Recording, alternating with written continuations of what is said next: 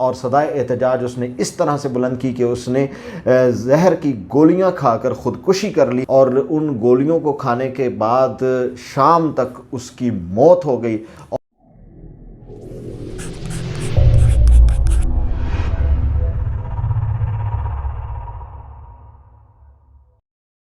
بسم اللہ الرحمن الرحیم، السلام علیکم۔ انالیسس راؤنڈ اپ کے ساتھ آپ کا میزبان چودھری مبشر۔ آج 14 فروری ہے، اور 14 فروری کو عالمی سطح پر ایک دن منایا جاتا ہے جسے ویلنٹائنس ڈے کہتے ہیں۔ آپ بالکل پریشان نہ ہوں، نہ تو میں اس دن کی حمایت نہ اس دن کی مخالفت کے حوالے سے میں یہ ویڈیو کر رہا ہوں۔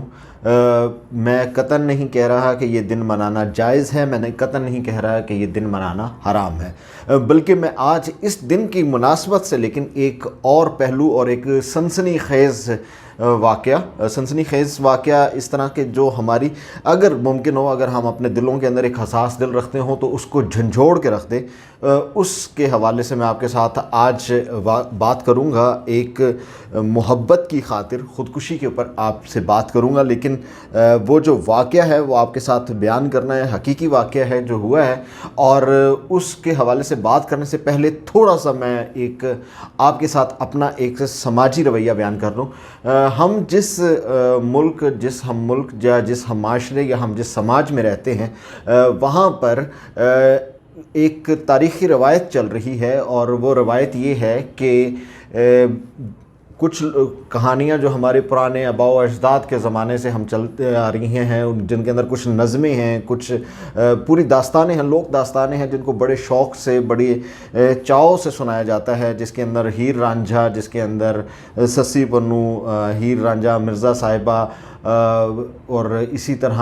ایک ماروی کی کہانی ہے، اور مطلب اس طرح کی بہت سی کہانیاں ہیں۔ اگر ہم تھوڑا سا اپنے ملک سے باہر نکلیں گے، اپنے خطے سے باہر نکلیں، تو ایک شورۂ آفاق قسم کی کہانی ہے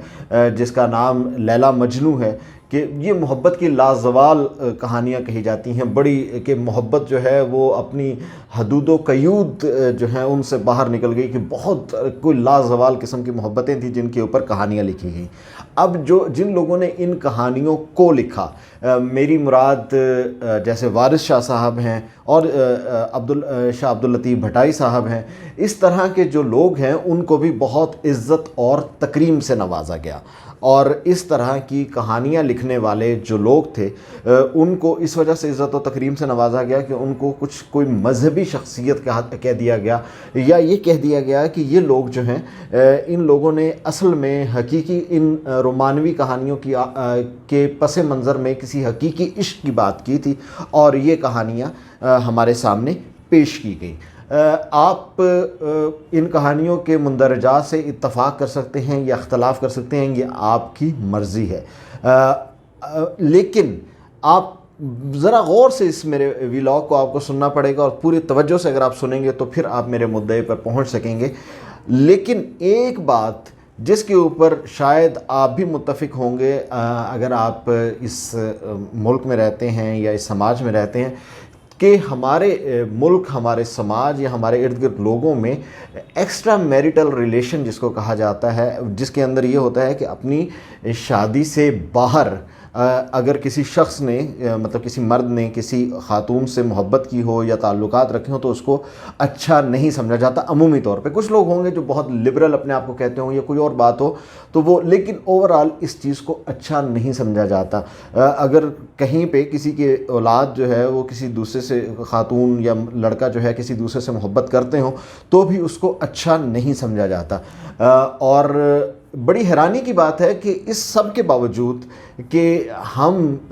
جو ہے ایک طرف تو یہ ہم کہتے ہیں کہ اس طرح کی محبت کو، شادی کے علاوہ محبت کو یا شادی کے علاوہ تعلقات کو ہم اچھا نہیں سمجھتے اور اس کی مذمت کرتے ہیں، لیکن اس کے ساتھ ہی ساتھ ہم ان کہانیاں لکھنے والوں کو ہم بہت زیادہ عزت اور تکریم سے نوازتے ہیں۔ ان تمام کرداروں کے ہم لوگوں نے مقابر بنا رکھے ہیں۔ ہیر رانجھے کا آپ ہیر اور مائی ہیر کا دربار آپ نے سنا ہوگا، اس طرح سے یہ تمام جتنے مشہور کردار ہیں ہماری فوک لورز جن کو کہہ سکتے ہیں، ان تمام کے مزارات موجود ہیں۔ بہت سارے لوگ ان مزارات کے حوالے سے ان کی حقانیت پر سوال اٹھاتے رہتے ہیں، لیکن اس حقیقت سے تو خیر اختلاف ممکن نہیں ہے کہ ان کہانیوں کے جتنے کردار ہیں ان کو سننے والے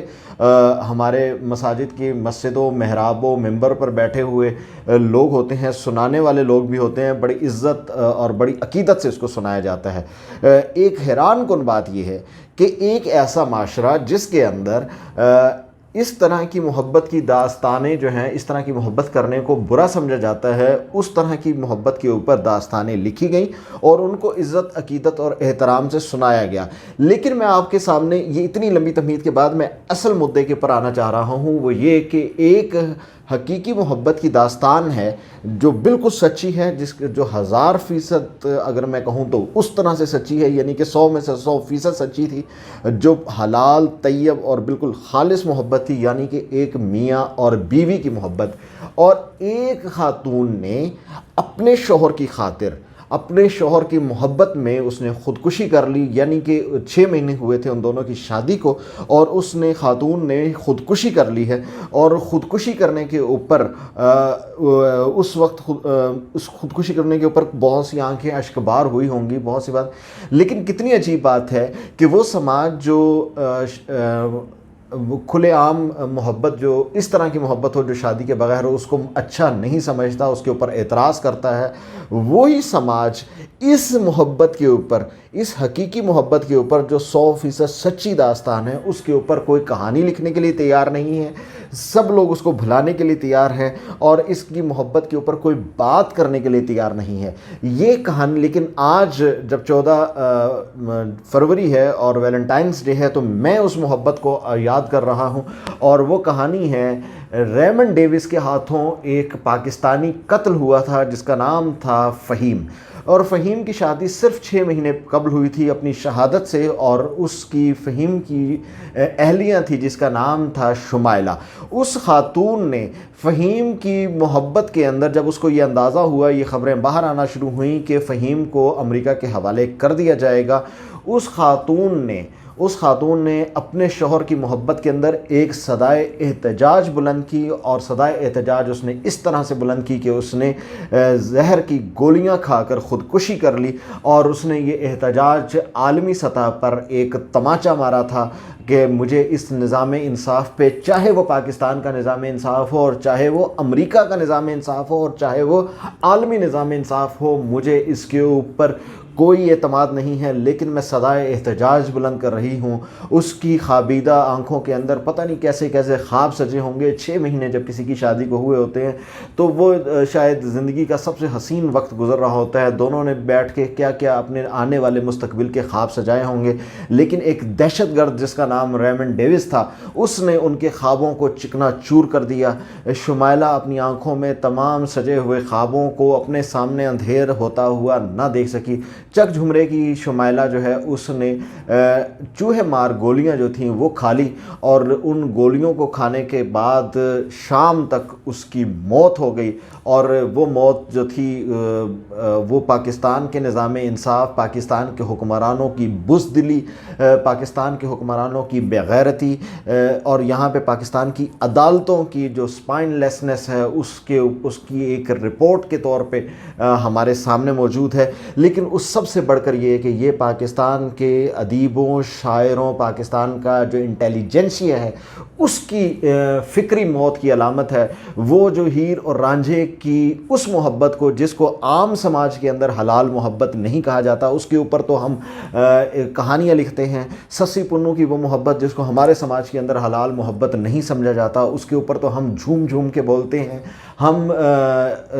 ہیر رانجھا، سسی پنو، سوہنی ماہیوال یا مرزا صاحبہ، اس طرح کی تمام محبتیں جو شادی کے بغیر تھیں، ان کے اوپر تو ہم بہت زیادہ داد و تحسین کے ڈونگرے برساتے ہیں۔ ہم لیلا مجنوں کے قصے کو بھی بہت ڈوب کے سنتے ہیں، لیکن یہ تمام محبتیں ہمارے قومی سماج اور ہمارے قومی مزاج یا ہمارے دینی مزاج کے مطابق یہ حلال محبت محبتیں نہیں تھیں، لیکن ہم لوگوں نے ان کو اپنے مسجدوں کے ممبروں اور محرابوں سے